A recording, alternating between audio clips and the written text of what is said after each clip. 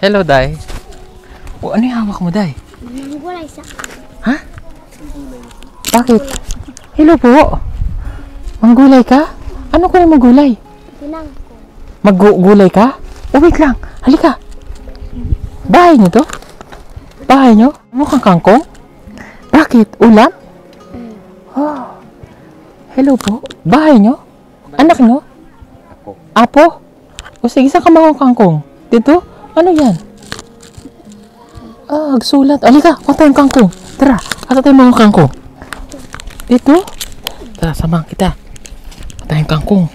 Ulam nyo? Lain mo sudan? Waro?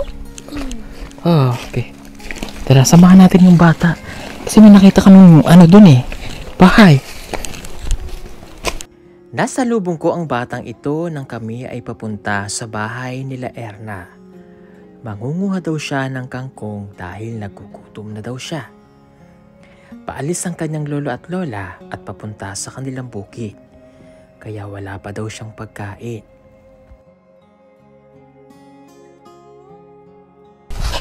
Anong oras na ba? 2:00 na. Di pa kayo na panood to? Wala pa? Oh.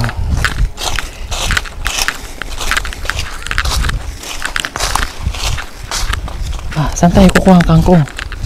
Dito? Ah, may fish pan man na to. Okay. Teka lang, Day. Kapit ko lang to sa'yo. Yan. O, sige. Ang kangkong.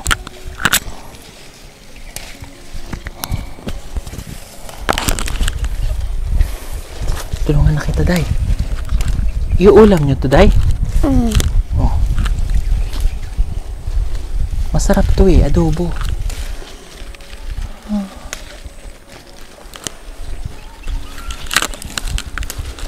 Wala iba na akong dito? Ha? Wala ahas? Wala. Bitin?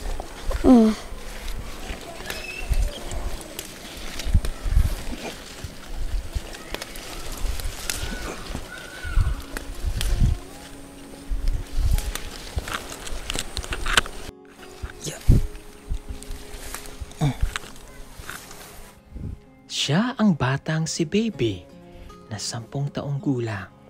Grade 3 na daw siya. Nakatira siya sa bahay ng kanyang lola. Panganay siya sa kanilang 3 magkakapatid. Iluluto na lamang daw niya ang kangkong para mayroon siyang ulam.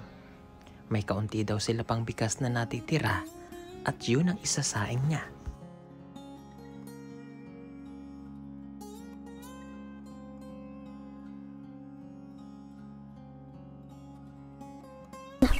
Tama na? Okay. So, ito yung ulam ninyo? Adobo? Hindi. Ano lang?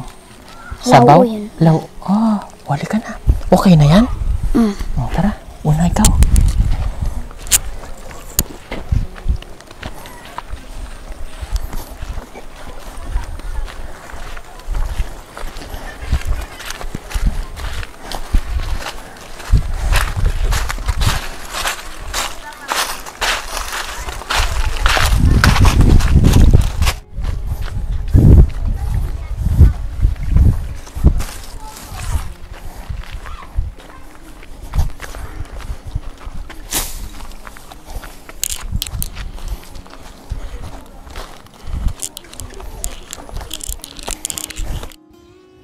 Pagdating niya, dumiretso agad siya sa abuhan para makapagluto. Pinapanood ko lamang siya sa kanyang ginagawa. Humanga ako sa batang ito dahil alam na alam niya ang kanyang gagawin.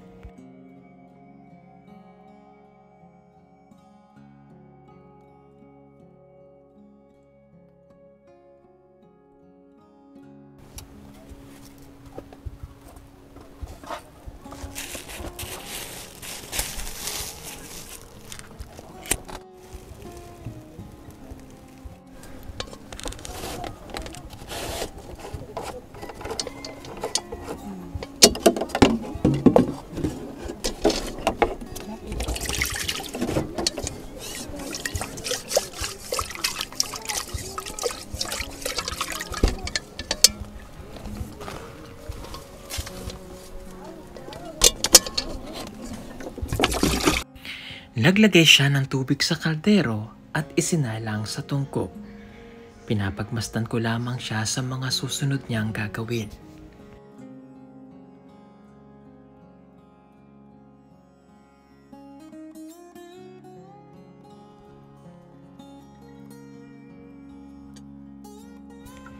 Sa ikinikilos ng batang ito ay parang hindi siya 10 taong gulang. Ang ibang bata ay naglalaro, pero siya, heto at nagluluto.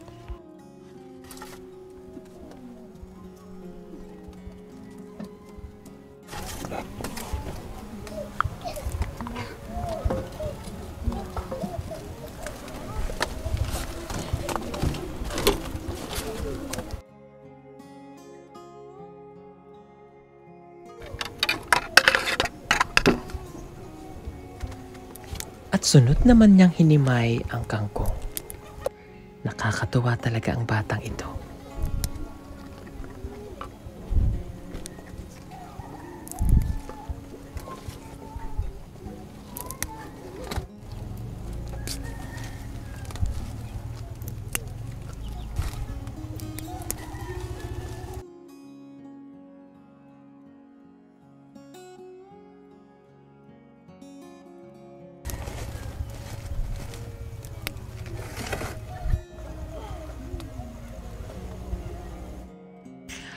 Pagkakulo ng tubig sa kaldero, ay sunod naman niyang kinuha ang natitira nilang bigas. Ang pamamaraan nila ng pagluluto ng kanin ay ganito.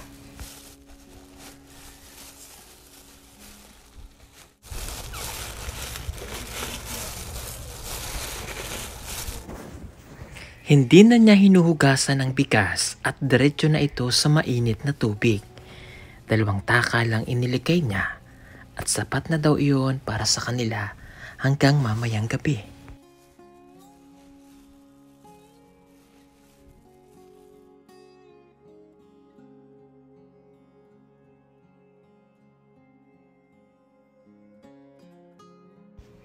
Hinalo ng kamay at tinansya ang tubig ng sinaing.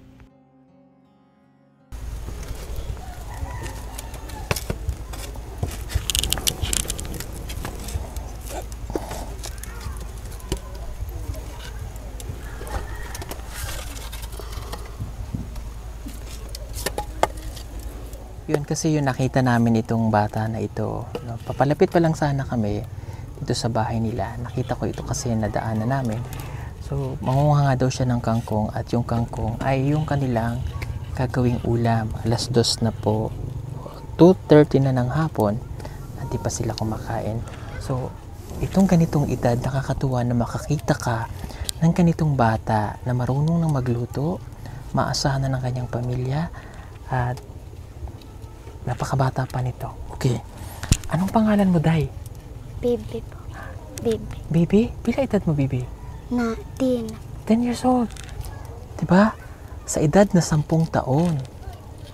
Nandito sa tungko, nagsasaing, magluluto ng kanilang ulam. Anong grade ka na, Bibi? Grade 3. Late ka nag-aral, no? Okay. Kamusta ang imong pag-aaral? Kira po. Okay lang? Okay. So, ikaw ay grade 3 na. So, late ka na nakapag-aral, ano? Okay. Kamusta ang grade mo sa school? Kilang po. Okay lang? Magaling ka bang mag-aral? May honor ka? Mm. Oh, may honor. Anong honor mo? Ha? Top 3, top 2, top 1? 3. Top 3 ka? Oh, ang galing. Uy, nakulo na. Nakulo na ang sinaing. Ito yung sipit nyo. Okay, tingnan ko, ha? Okay. Ayan. Okay. Na may sandok? Okay. Ang galing mo, ha? Ilan kayong magkakapatid? Ha? Pilay mo ang mga igsuon? 2 po. 2 lang kayo? Tulog kami. Ha? Tulog kami. 3 kayo? Panganay ka? Kinamagwangan ka? Kinamagwangan? Ha, kaya matured na yung isip niya. Okay, kamusta ang buhay nyo dito? Kilang po. Ano yung madalas na pagkain nyo? Saging. Saging. So karon may bigas kayo. Sagi ka ng bigas. Yatag po sa akong nanay. Yatag sa iyong nanay. Okay, itong bahay na ito, kanino ito? Kanino itong bahay? Kanino na balay? Kaninong balay? Ito. Kini nga balay, kay kinsa ni? Kuha nila. Sa lola? Okay. So, nakikitira lang siya dito. Dili siya nagpuyo. Okay. So, dito lang pala nagpuyo yung bata. Dito sa bahay na to nakatira ang kanyang lolo at saka lola. Okay. Siya para mayroon silang pananghalian. Yung kangkong na kinuha niya, ang kanyang ulam. Ano isasahog mo sa kangkong? Unsay ihalo nimo sa kangkong daw? Wala. Oh, asin lang. Asin lang ang ang lagay, butang. Asin bitchin. Yun lang. Okay. Sige. Tuturuan kitang magluto. Halika dito. Para magkalasa yung yung ulam ninyo na kangkong. Kasi, ito lang yung ulam nila. Lalagyan lang to sa tubig. Pakukuluan, lalagyan ng asin at saka konting bitchin. Para magkalasa. Na may sapi. Wala ka sapi? Okay. Bili kang tinapa. Tinapa. Kabalo mo tinapa, di ba? Sardinas. Palit ang tinapa. Ha? Okay. Bibigyan kitang pampalit sa tinapa, ha? Sige.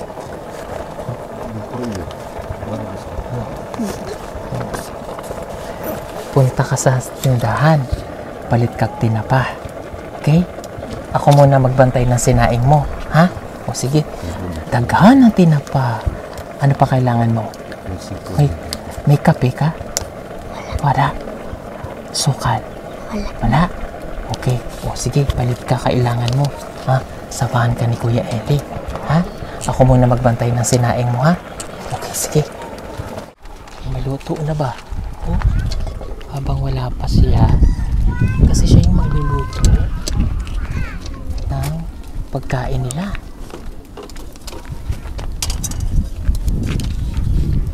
Ay, okay lang siya na. Siya na, bahala dyan.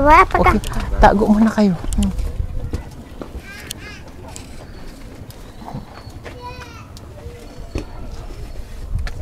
Ayan. Diba, pinapawin?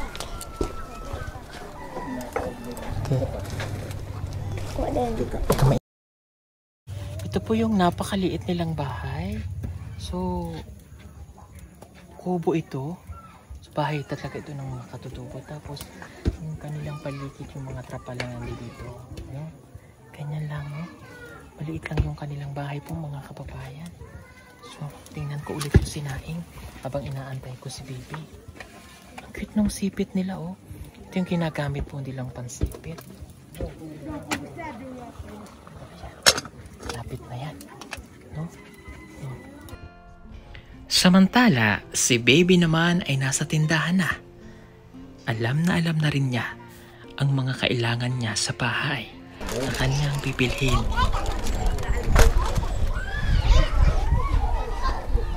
Sa pagid.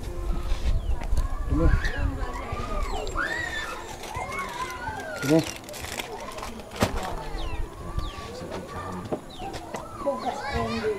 Bugas din. Sa tagutasan natin ba?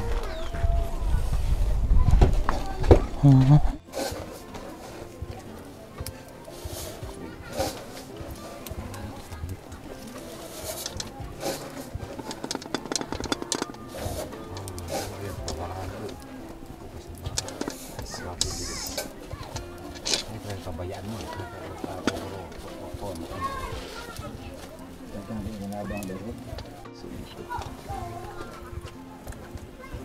Sa 139.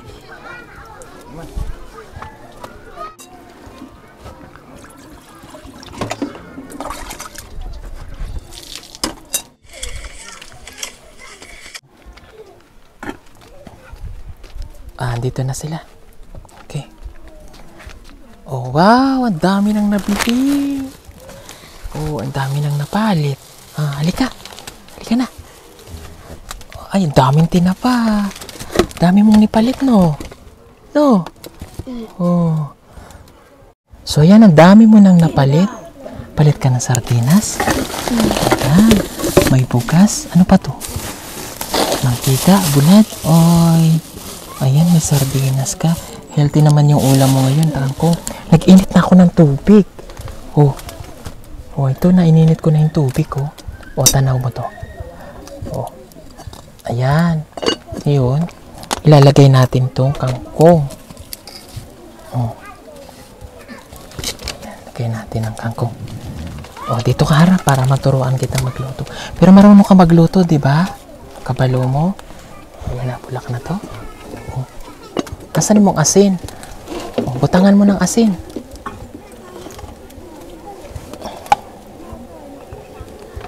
Oh.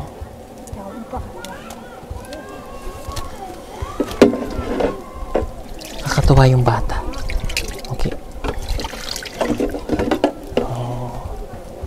Oh, butangan mo ng asin.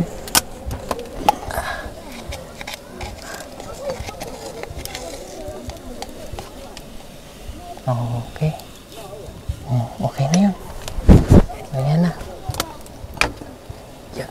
Okay. Okay. Lagay na natin tong kangkong. Lagay na natin.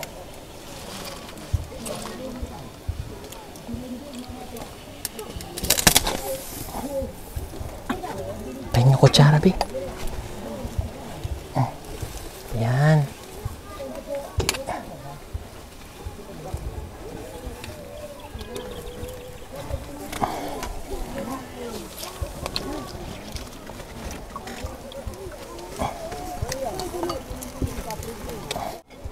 Yan. Okay. Tapos tatakpan muna natin. Yan. Okay. Kami, mga Tagalog, pwede kami nagluluto din kami yan kangkong o kaya ng may talbos ng kamote. Nalagyan namin ito. Yan. Tinapa. Pwede mo siya isahog para may lasa. Diba?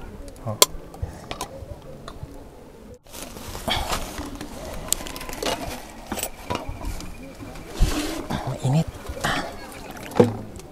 Bata o ang sipag, ang alam na alam niya na yung gagawin niya sa buhay. Maghuhugas pa siya. Bibi, tinan mo yung gagawin ko, ha? Bubuksan ko yung sardinas. Ibutang natin dito, oh. Yan. Kay lami na to. Yan. Yan. Tapos haluin natin. Ito na.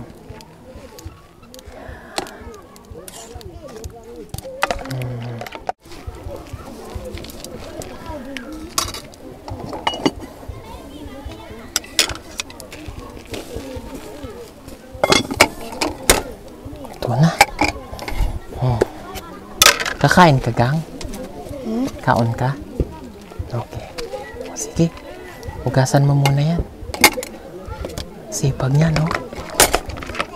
Nakakatuwa ring batang yan. O kaya yung mga bata ngayon na buhay prinsesa minsan, no? Yung palagi yung magulang natin naasahan natin. Huwag ganun, no?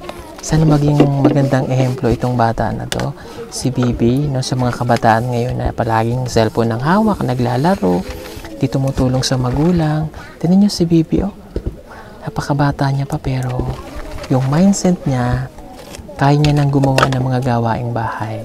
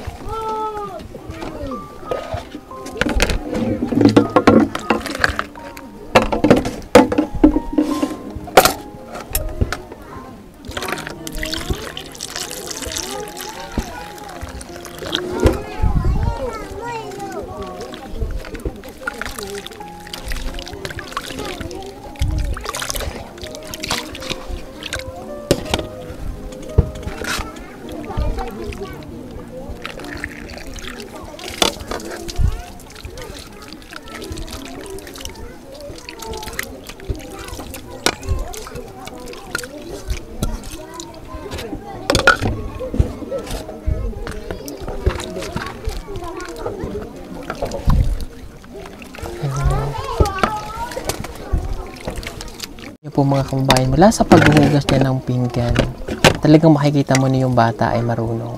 Ito hindi po ito scripted. Talagang kung ano yung nakikita nyo na ginagawa ng isang batang katutubo, yun na po yung ginagawa nila. Yan. Kaya hinahayaan lamang po natin sila na gawin nila yun kasi sanay po sila doon. Mula sa paghuhugas ng baso. Galing no? Marunong talaga siya. O, sana lahat ng bata ganito ha. Luto na to. Tanggalin na natin. Lalagay muna natin dito. Kasi mamaya kakain na si baby. Oh, luto na. Luto na ang aking niluto. Baby, pero makusun, kutsara. Palog kong kutsara isa. Hugasan na, hugas na. Okay. Tikman natin. Titikman ko yung niluto ko kung lami. Sarap. Pagka tapos mo dyan, kain ka na? O, sige.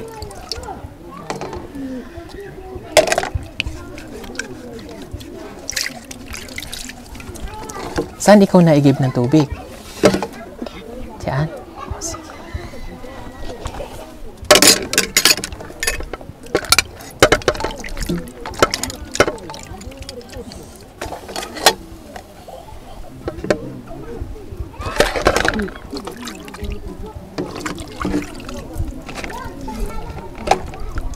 Nakakatuwa. Ang galing mo ng batang Eri. Matutulala ka na lang habang pinapanood mo siya. Galing. Aminin natin yung ibang bata, walang alam na trabaho sa bahay.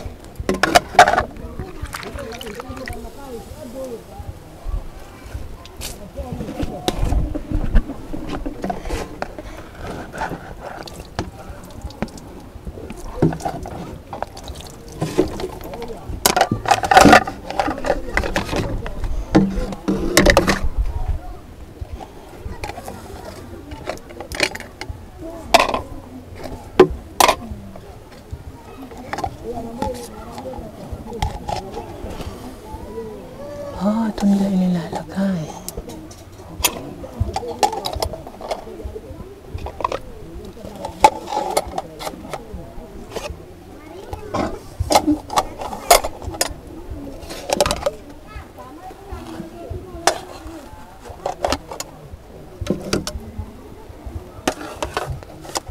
So yan, iigib lang daw po siya ng tubig. O sige, igib ka ng tubig ha.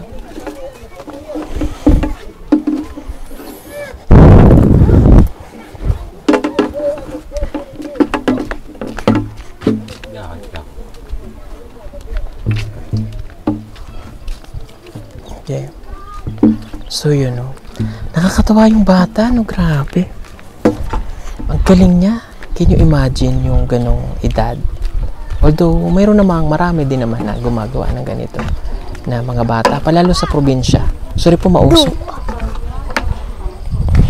Ay, nagagawa nila yung ganito kasi bata pa lang sila natuturuan na ng mga magulang. And saludo ako sa mga ganyan na natuturuan. Wala po yung lola niya daw dito at nasa uma. Kaya siya lamang yung nandito. So, ang galing ng ganong mindset ng bata. Tapos, alam mo yung paglaki mo, marunong ka na sa buhay, alam mo na yung mga ganong bagay na ginagawa. Nakakatawa. So, sa bata niya, nakakatawa siya. Ikip lang po siya ng tubig. Naluto ko na yung pagkakaroon. Siguro pagdating na kayo ng lola galit.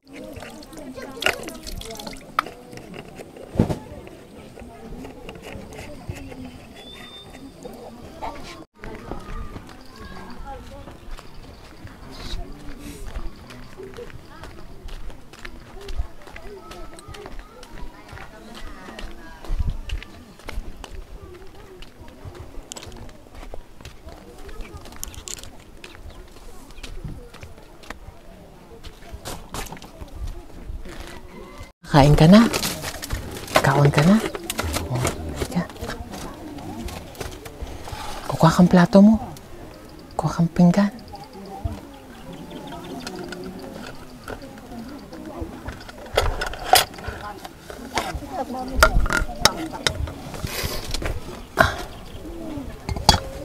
Halika, ako na magsandok.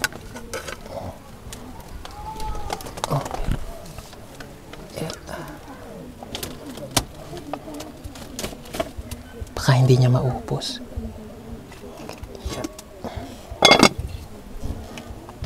Okay.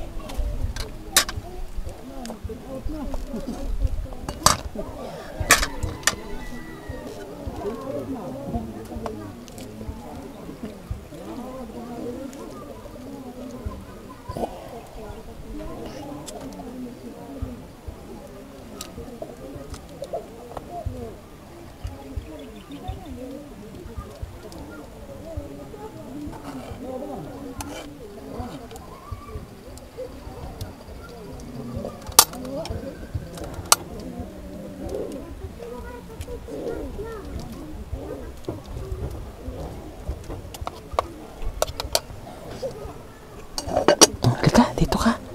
Dito ikaw. Ayan, kain ka ha. Sarap yan. Luto ko yan. Mainit, mainit tayo. Mainit ha. Mainit. Lami. Tingnan nyo, kumakain siya ng kangkong. Yung ibang bata, hirap pa kainin ng gulay. Mainit ha. Pwede namang gawin yun yung minsan ginagawa namin sa kangkong at sa ganyan. Nalagyan namin ng pang-asim. Sa probinsya ganun kami. Sardinas, lagyan mo ng konting maasim para siyang sinigang na isda. Pero pinagkaiba sardinas. Pero isda pa rin yun ha.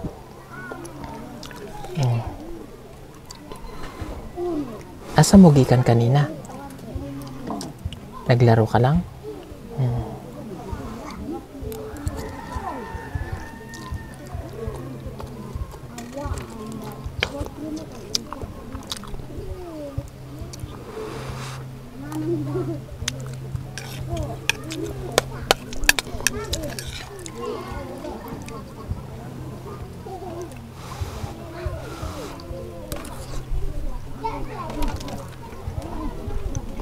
Okay.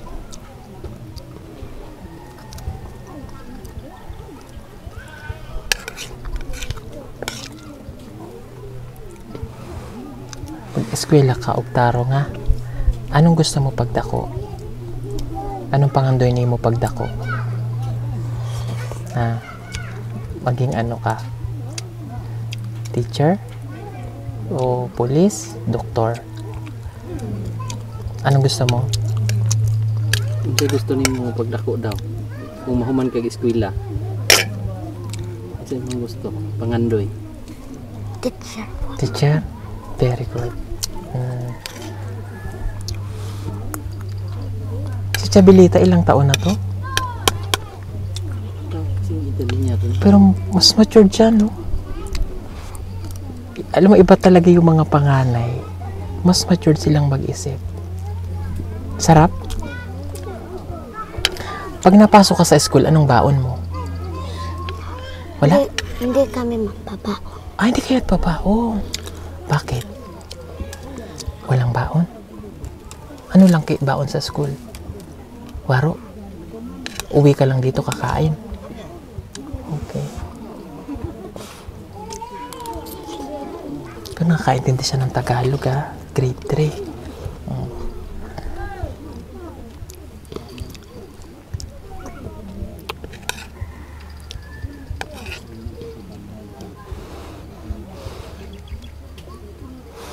Nakatuwa rin batang iri. Tsaka hindi po siya nahihiya. May tsinelas ka? Sanina. Pila imong sanina? Gamay raman ang sanina. Gamay lang?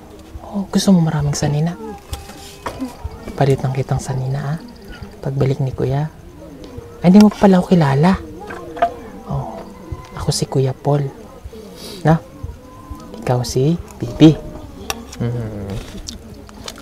Ano pang gusto mo? Damit, sanina, ano pa?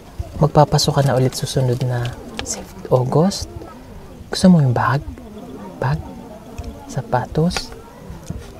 Uniform? Ay, uniform dito. Mag-uniform kayo? Grade 4 ka na pagpasok. Sunod, no? Wow! Kaya lang, after ng grade 4, grade 5, and 6, sana, pag nakatapos na siya ng grade 6, may high school na rito sa kanila. Kasi walang high school eh. Gusto mo pang sabaw? Hindi na. Hindi na? Okay. So, hindi kasi sila sanay gumamit ng po and opo. So, kasi, respeto natin yun kasi minsan, hindi talaga napapractice, lalo na dito sa mga katutubo. Pero pag kinakausap ka ng matatanda, sasagot ka lagi ng po at saka opo. No? Practice nga tayo. Masarap. Sagot mo opo. Bisaya daw.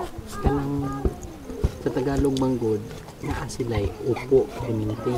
Pag mutubag ta, natay ka istorya nga medyo edad sa tuwa, mag-practice ta o kanang upo, pagsamot ng mga Tagalog. Bisag pagdili, practice na to, upo. Opo. Ganun. Di ba sa school tinuturo yon ng teacher, po at saka opo? No?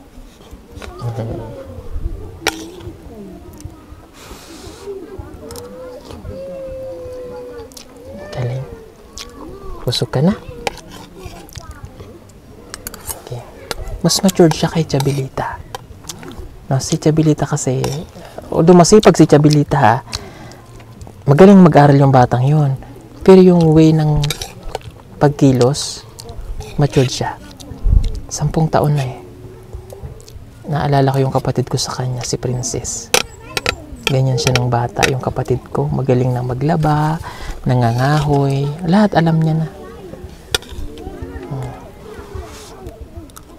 O diba, naubos niya na yung pagkain. Busog na siya.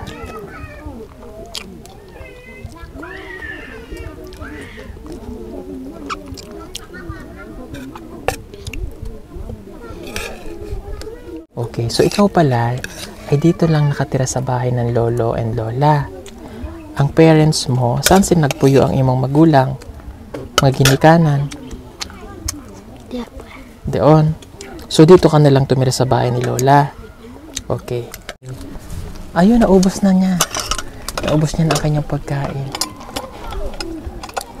Okay. O mamaya, pagdating ng kanyang lolo and lola, papakainin niya. Maaga na siyang nagluto.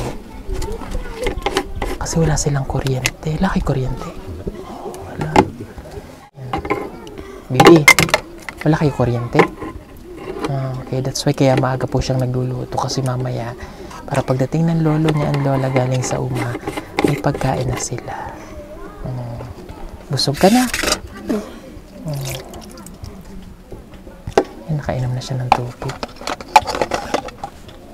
O sige, mamaya mo na hugasan. Halika dito. O, lingkod mo dito. Halika dito. Lapit ka kay kuya. Okay, so ayan, meron na kayo. Ayan, o, pasalubong mo kay lola. Na may bula dito, may kape. O, mantika. May gatas sa nina. O, kulang pa tong bigas na to. Okay. O, baba mo itong paa mo. Ganito, ikaw, lingkod. Yan. Okay. O, masaya ka? Lipay mo? Busog na? Very good. Okay. Sige. Hindi na kami magtatagal. Alis na kami. Okay? Pero may bibigay pa ako sa iyo, ha? Okay.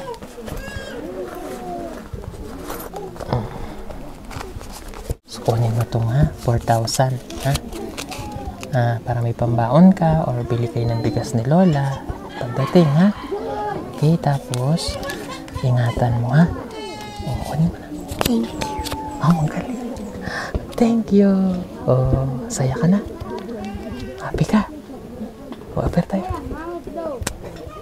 Galing. Thank you. Tingin ka doon, no? Ito yung bata na dapat tinutularan ng ating mga kabataan ngayon, na matuto kayong gumawa sa gawaing bahay. Wag puro cellphone. Diba? Siya wala talaga siyang cellphone, syempre nandito. Pero yung mga ganong gawaing bahay na dapat tinutulungan natin yung magulang natin ay gagawin natin dahil yun ay malaking tulong para sa kanila. At habang kayo ay lumalaki, kapag nadala nyo yung ganong gawain, lalaki kayo na may magandang patutunguhan at kaya nyo na yung sarili nyo. No? Tulad ni Bibi. Galing mo, ano? Okay. So, sige po mga kababayan. At kami ay bababa na dito sa bundok. Uuwi na kami ng Davao City. Maraming salamat po sa inyong lahat. Thank you sa walang sawang panonood ng aming vlog. Sa pag hindi nyo pag-i-skip ng ads. Marami pong salamat. And I know na marami po ang natutuwa sa batang ito. I-comment nyo na lang po dyan. And don't forget to like and share na aming video. At pakisubscribe na rin po kung bago lamang po kayo sa aking YouTube channel. At ganoon din ang lahat ng PB Team. Marami pong salamat mga kababayan sa inyong lahat. At bago ako umalis, alam kong ibibigay niya sa kanyang lola, maaring mawalan siya ng baon. No? Hindi. Bigyan pa kita ng 1,000 para pambaon. Ha? Okay na? Happy ka na? O sige, salamat po. Bye-bye. Bye-bye tayo. Bye-bye. Bye-bye.